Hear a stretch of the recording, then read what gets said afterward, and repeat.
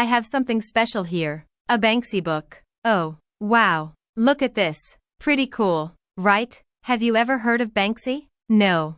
Well, he's like an artist. Are you telling me this is art? Rick Harrison's life is one of shocking loss and constant struggle. Behind Pawn Stars' fame lies a much darker story than most know. From his early grief over his sister's death to his childhood epileptic seizures, Rick's world wasn't simple. He again suffered misfortune when he had to deal with the unimaginable loss of a child before later finding hope in fatherhood. Let's follow the journey of a man who, despite building a fortune, couldn't escape the shadows of regret. And let's wait for the next twist that will change everything. Loss, tumult and happiness. Rick was born in March 1965 and grew up in a family full of ups and downs. He was the third of 4 children, but life made life difficult for him from an early age. When young Harrison was a child, his older sister Sherry died. Such a loss leaves a mark, especially on someone so young, but then life gave him no rest. At the age of 8, the future entrepreneur began having epileptic attacks. These attacks kept him bedridden for long periods of time, causing him to turn to books for solace. This habit stuck with him and he soon became a walking encyclopedia, delving into everything from history to physics. However, despite all this knowledge, there was a secret from his past that ultimately changed everything. The aspiring businessman was not just a bookworm. Even as a teenager, he had a keen sense of business. Dropping out of high school in the 10th grade may seem risky, but the determined teenager had his reasons. His family real estate company went bankrupt in 1981, so he had to hurry. He began selling counterfeit designer bags and reportedly earned several $1,000s a week. Not bad for a teenager, right? Just when he thought he had his life under control, another surprise awaited the future father. At the age of 17, he and his girlfriend Kim found out they were expecting a child. They were preparing for parenthood, but were struck by the miscarriage of their baby. Despite the pain, they stayed together and in 1985, their first son, Corey, was born. As many know, Corey should play an important role in business and the life of an entrepreneur. However, family life did not become easier. He and Kim had another son, Adam, but relations between them did not work out and they separated in 1985. The soon-to-be reality star began a new relationship, this time with Tracy. Together they raised Corey and Adam, and Tracy became a key figure in the family's life. During this time, the history buff pursued his love of history and business even further by helping his father, Richard Harrison, open a coin shop in Las Vegas. The coin business turned out to be more than just a family business. It was the beginning of something big. His talent for storytelling and extensive knowledge of history gave the store a unique atmosphere. Customers didn't just buy and sell things. With each transaction, they learned a history lesson. But raising children and running a business wasn't enough to pay the bills. So the resourceful entrepreneur took a part-time job as a car pawn. It wasn't particularly glamorous, but it made him money. After a few difficult years, he and his father decided it was time to expand. They moved the store to a larger location on Fremont Street, but that didn't last long. They lost their lease and had to move again. However, this failure did not stop her. Instead, it gave them the impetus to open a pawn shop they had been wanting to do for years. However, obtaining a pawn shop license was not easy, due to an old law that limited licenses based on population. They had to wait until Las Vegas reached 250,000 residents before they could apply. When they finally got the green light in 1989, the gold and silver pawn shop was born. The beginnings of the store were about finding a niche. They initially focused on sports memorabilia and unique historical items, but quickly realized that they could make a lot of money selling jewelry. The business boomed in the mid-2000s. They lent millions of dollars a year and charged high interest rates. Things were looking good, but the astute businessmen knew they could do better. The appearance of the History Channel. In 2008, producers Brent Montgomery and Colby Gaines were looking for a new reality show. They found the thriving store by accident and saw its potential. The Harrisons had already appeared in a PBS documentary, so they weren't new to the camera. It didn't take long for Pawn Stars to appear on TV and quickly become a huge hit. Viewers loved the mix of history, economics and family drama. By 2011, the show was one of the highest rated on the History Channel. success brought more than just fame. It brought money and opportunities. The reality star even wrote an autobiography, Licensed to Pawn, which became a bestseller. But just when everything seemed perfect, life threw a wrench into the works. That same year, he and Tracy divorced. Not one to stay at home for long, he began a relationship with Deanna Burdett, and a few years later they were married. Deanna was joined by 3 stepdaughters who expanded the family even further. However, the happiness did not last long. In 2018, he experienced one of the most difficult moments when his father Richard died after a battle with Parkinson's disease. Richard, affectionately known as the old man on the show, was more than just a father. He was a mentor and business partner. Losing him was a huge blow, but the resilient entrepreneur had to keep going. He took full control of the pawn shop and led it through difficult times, including the COVID-19 pandemic. The pandemic hit businesses hard, and thriving businesses were no exception. Tourism dried up and store visits dropped dramatically. Despite these difficulties, the reality star did everything she could to keep the company afloat. It even lowered interest rates and extended loan terms to help customers who were in arrears. However, this was not enough to prevent losses. By the end of 2020, the store generated only a fraction of its usual sales. As he tried to recover from the financial blow, the store owner found himself in the middle of a legal battle with his own mother, Joanne. She accused him of mismanaging the family business after her father's death and claimed that he convinced her to give her shares in the pawn shop when she was in difficulty. The lawsuit painted a grim picture of a estranged family. Joanne demanded compensation and a restraining order against her son. The lawsuit was filed to commemorate the 1934 Chicago World's Fair. All new and important inventions were displayed at the World's Fair. The controversial businessman denied the allegations and suggested that outside influence was involved. Amidst the ongoing legal drama, tragedy struck again in early 2024 when his son Adam died of a drug overdose. The heartbreaking news shocked fans and friends alike, and they expressed their condolences. The grieving father shared a heartfelt message on social media, expressing his sadness and love for his deceased son. Despite personal and professional turmoil, the determined businessman did not give up. He continued and even tried his hand at politics.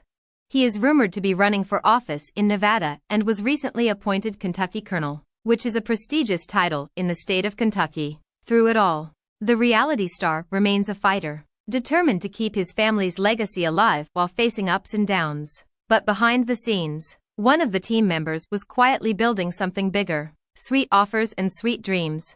Pawn Stars is all about making big money on weird and unique things. The quirky team behind it has been attracting viewers for years with their sharp negotiating language and unconventional personalities. But you know what? The guy everyone thinks is a little jerk, Chum Lee, is actually the richest of them all.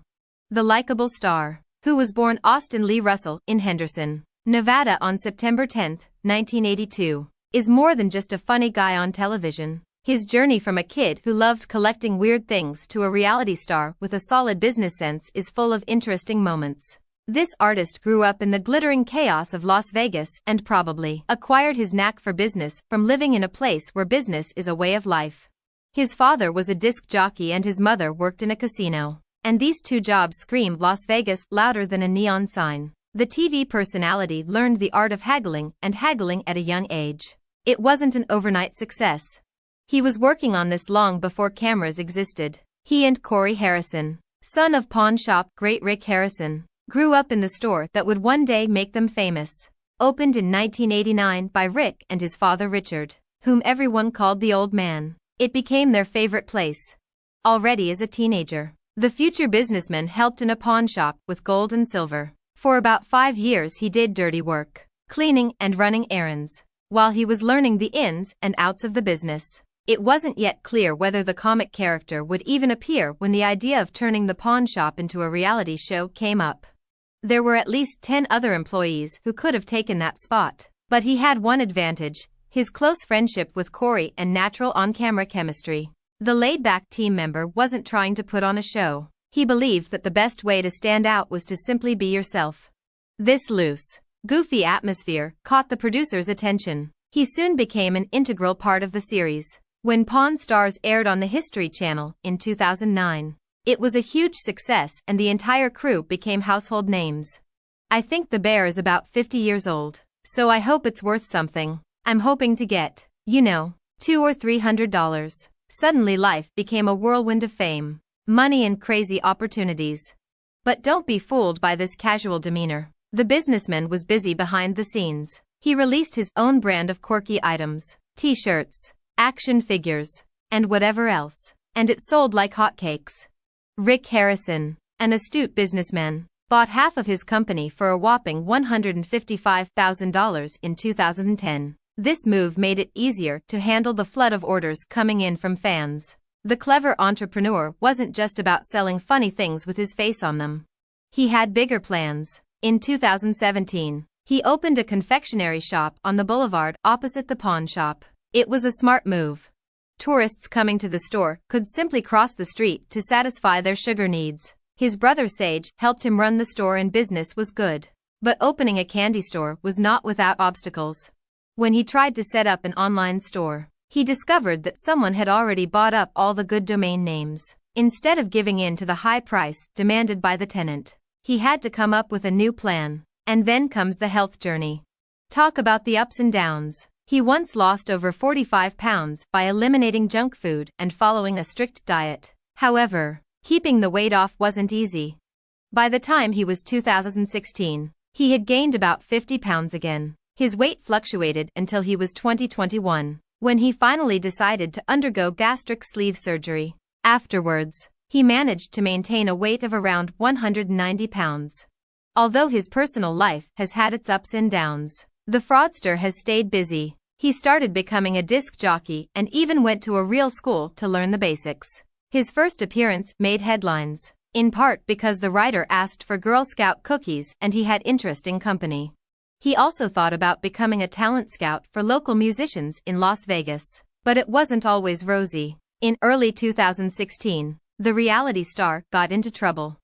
A stash of drugs and an arsenal of weapons were discovered during a raid on his home as part of a sexual assault investigation. He was charged with 19 drug offenses and 1 weapons offense. The scandal was a serious blow to his public image. Despite everything, he managed to get back on his feet. Later that year, he agreed to a plea deal, pleading guilty to a weapons charge and agreeing to a 3-year suspended sentence. The remaining charges were reduced to misdemeanors. Although the whole situation damaged his reputation, it did not mean the end of his career. Despite the controversy, the entrepreneur remained active in the business world.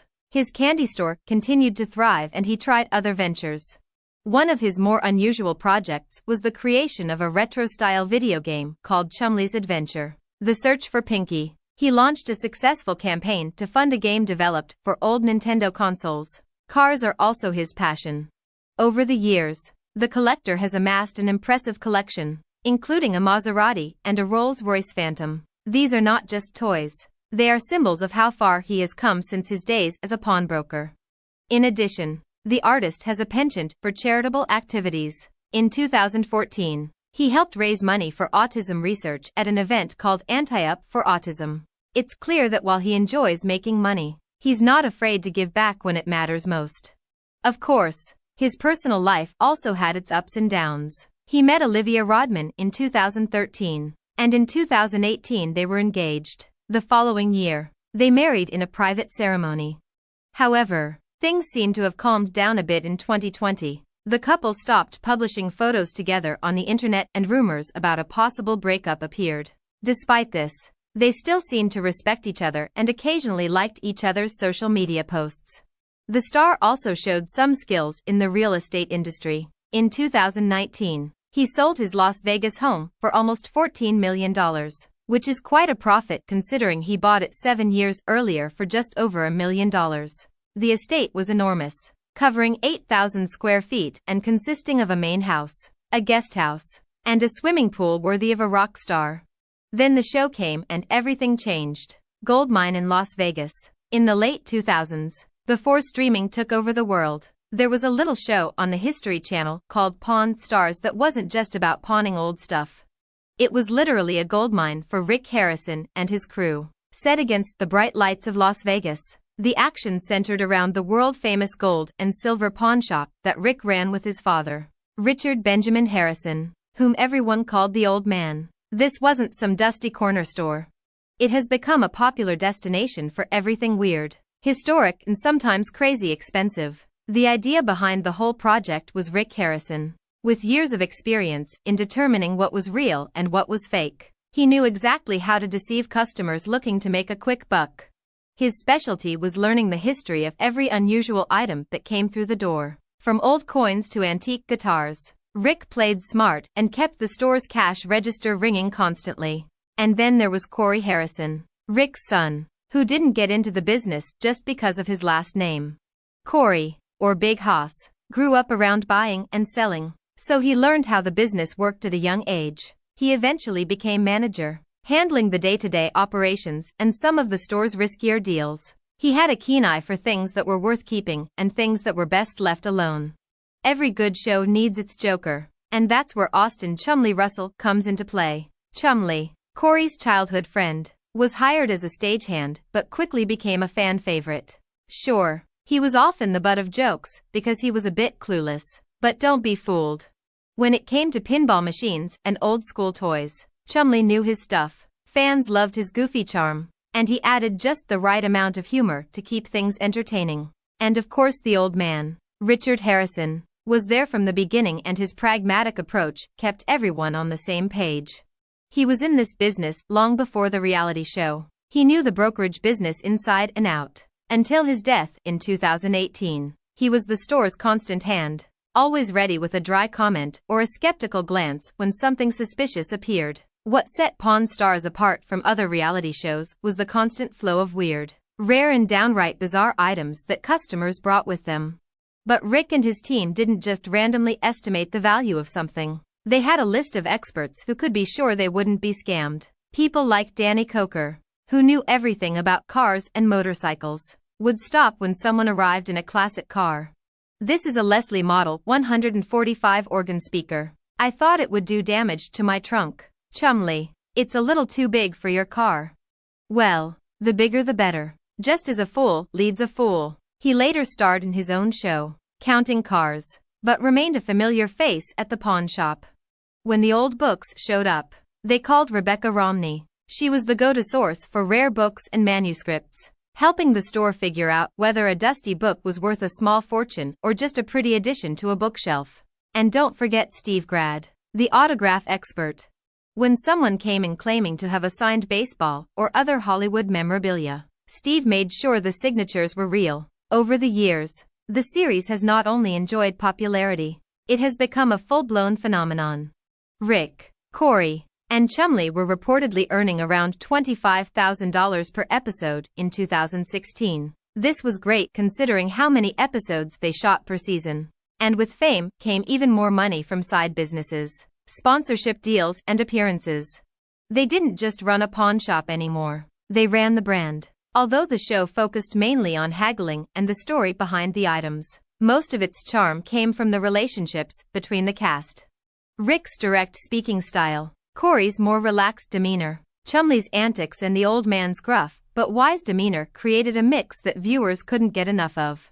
People tuned in not only to see what crazy things someone was trying to sell, but also to see how this family and their friends worked together and sometimes clashed while running the business. Even in January 2025, the store is still open and cameras are still rolling.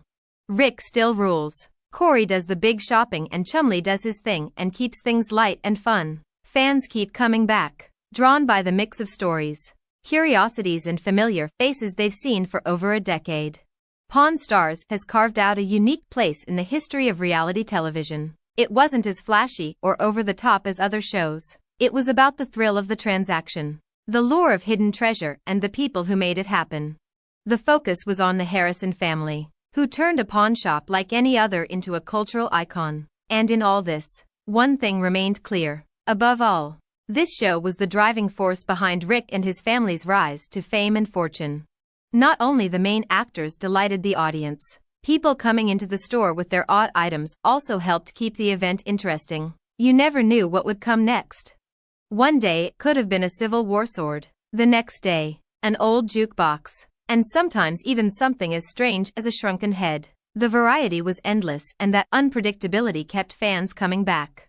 Rick had a talent for turning even the simplest transaction into something unforgettable. He always wanted to know the history of a given item, and that's what made this series stand out. It wasn't just about making a profit.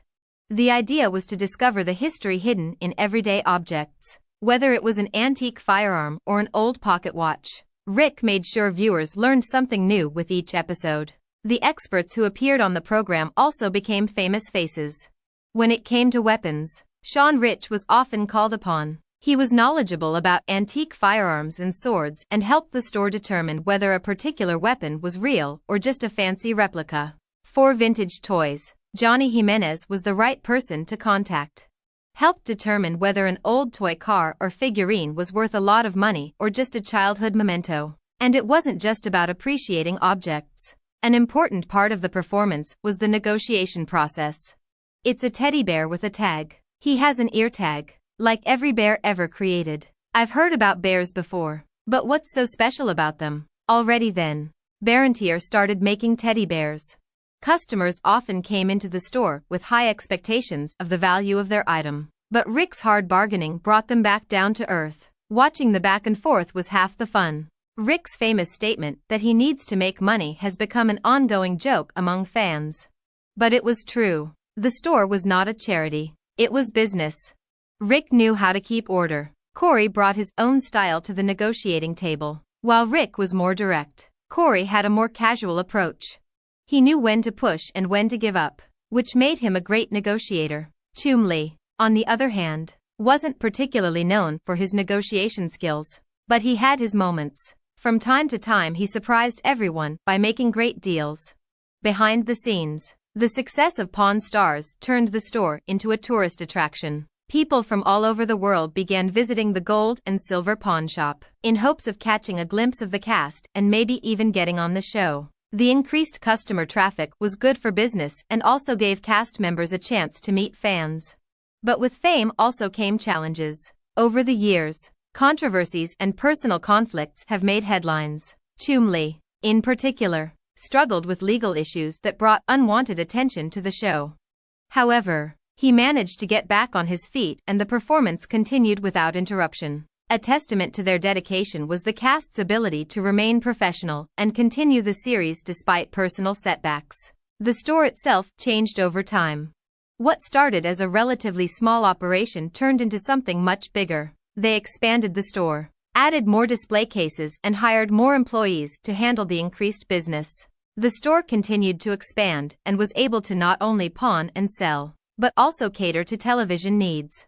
Despite the changes, it remained basically a family company. Pawn Stars has inspired several spin-offs over the years. Shows like American Restoration and Counting Cars featured some of the experts who appeared on Pawn Stars.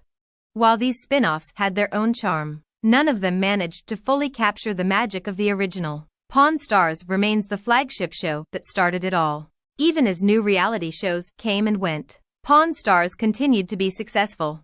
The combination of history, humor and haggling turned out to be a recipe for success. The show has managed to stay fresh by constantly introducing new elements and focusing on the personalities that fans have come to love. In the later seasons of the series, she began to realize her status as a cultural phenomenon.